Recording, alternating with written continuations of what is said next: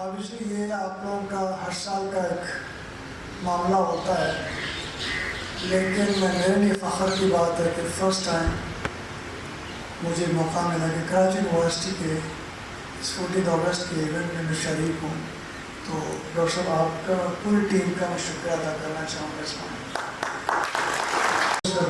وہ یہ کہ ابھی ماشاء اللہ سے ہمارا جو بچہ ہے اس وقت 2 ملی نغمے آئے تھے کہ لاسٹ ون تھا یہ وطن تمہارا ہے تم وہ پاس سے پاس کے، اور شروع میں گریجویشن کی آواز میں بھی ملی نغمہ ہم نے سنا تھا. ہم ذرا پرانے زمانے کے لوگ ہیں اور پرانے ملی نغمے زیادہ تر سنتے ہیں. کل بھی تقریب میں کمبینیشن تھا پرانے نغمے ملی نغمے اور نئے کا، تو اس لیے ہمیں جو ذرا سا اٹریکٹ کرتا ہے وہ پرانے ملی نغمے ہوتے ہیں.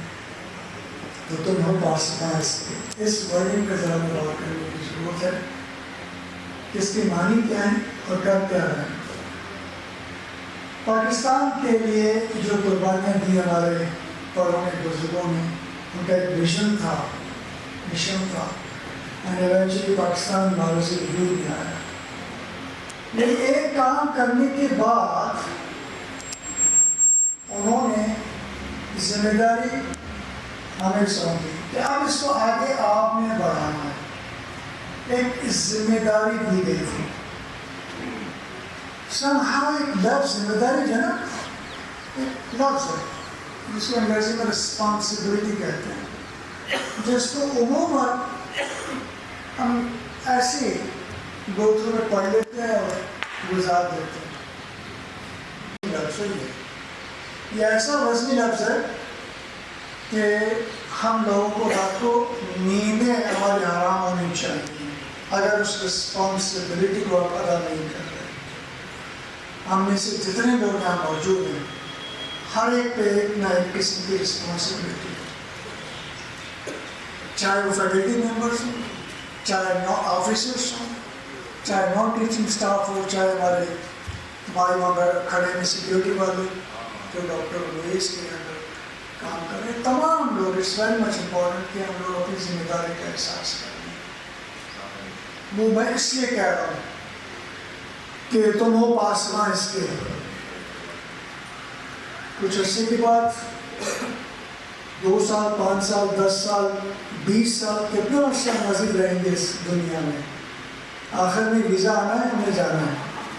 ہم کس طریقے سے یاد کیے جائیں، اس طریقے سے یاد کیے جائیں جس طریقے سے ہم پرانے لوگوں کو یاد کرتے ہیں جس نے سسٹم کو تباہ کیا، نظام کو تباہ کیا، ہماری بربادی کی، یا ہمیں اس طریقے سے یاد کیا جائے کہ ان لوگوں نے ملک کے لیے، انسٹیٹیوشنس کے لیے، یونیورسٹی کے لیے بہت ہی زبردست کام کیا ہے. سب کو اب یہ ٹائم ہے کہ ہمیں اس چیز کو سمجھنا ہوگا.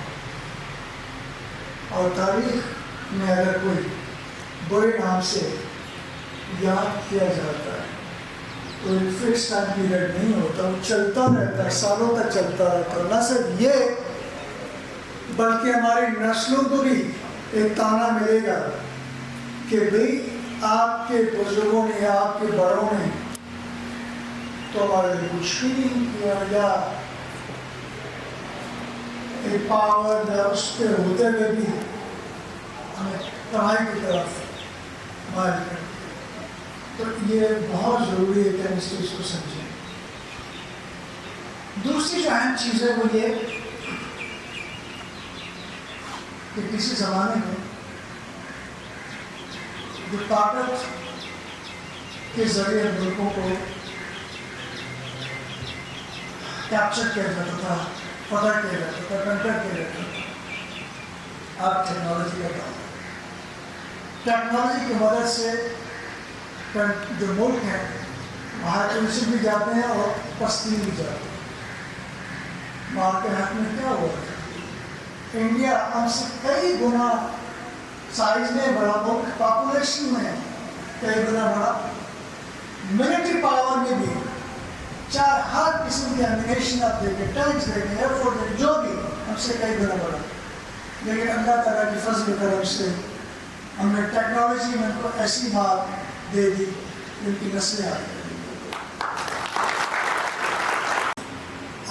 ان کی امداد ہمیشہ ہمارے ساتھ ہوتی ہے، لیکن وہ ہم پہ ڈپینڈ کرتا ہے کہ کتنا ہم اپنا جستجو کرتے ہیں۔ 1940 میں 1940 میں کہا کہ پاکستان ریزولوشن پاس ہوا تھا اور 7 سال کے بعد ایک ملک وجود میں آیا تھا، صرف 7 سال 7 ایئرس۔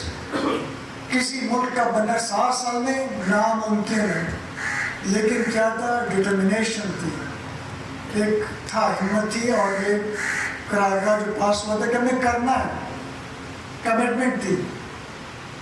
تو اسی ایگزامپل کو سامنے رکھتے ہوئے اگر ہم ہر ایک کمٹ کر لیں کہ ہم نے کام کرنا ہے اور جو ہماری رسپانسبلٹی ہے، جو ہماری ذمہ داری اس کو ادا کریں گے، تو کوئی وجہ نہیں کہ ہم چینج لا سکیں عموماً۔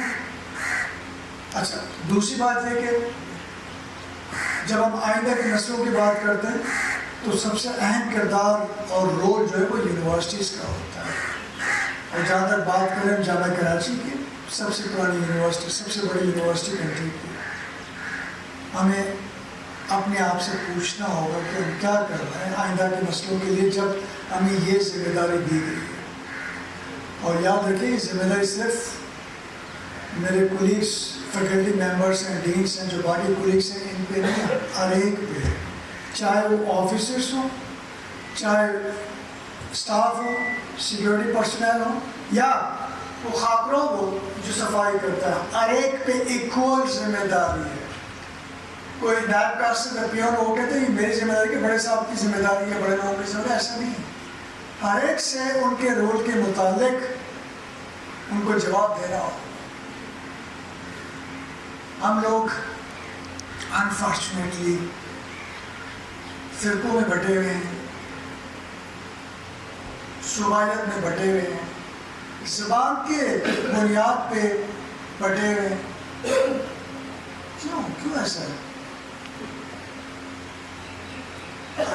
میرے زمان میں کبھی نہیں آیا۔ ایک چیز سمجھ میں آئی کہ کچھ لوگ ایسے ہیں جو چاہتے ہیں کہ ایسا ہو، لیکن ہم لوگ تو عقل مند ہیں، ہم لوگ تو باشعور ہیں، ہم کیوں نہیں سوچتے اس چیز کو کہ سامنے جو ہے، چاہے وہ مسلم ہو، چاہے عیسائی ہو، چاہے کوئی زبان بولنے والا ہو، کسی بھی صورت سے تعلق رکھتا ہو، انسان تو ہے، اور اس کو بھی اتنا ہی حق ہے جو مجھے حق ہے۔